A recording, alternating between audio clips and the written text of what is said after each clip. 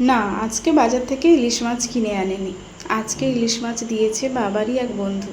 তো জেঠু প্রতি বছরই ইলিশ মাছ পাঠায়, আর আজকেও তাই পাঠিয়েছে কয়েকটা। সো হ্যালো এভরিওয়ান, আমার আরও একটি ব্লগে তোমাদের সবাইকে স্বাগত জানাই। তো মাছ আসার সঙ্গে সঙ্গেও আমাকে বলতে হয়নি, ও নিজে থেকেই কাটতে বসে গেছে। আর আমি ক্যামেরা করছিলাম। সবগুলো মাছ ওই কেটে ভালোভাবে ধুয়ে দিয়েছে। আমি শুধু লবণ আর হলুদ মাখিয়ে দিয়েছি। বাড়িতে ইলিশ আসা মানেই প্রথমে সর্ষে ভাপা, তারপর অন্যান্য রেসিপি। তো তারই আয়োজন চলছে।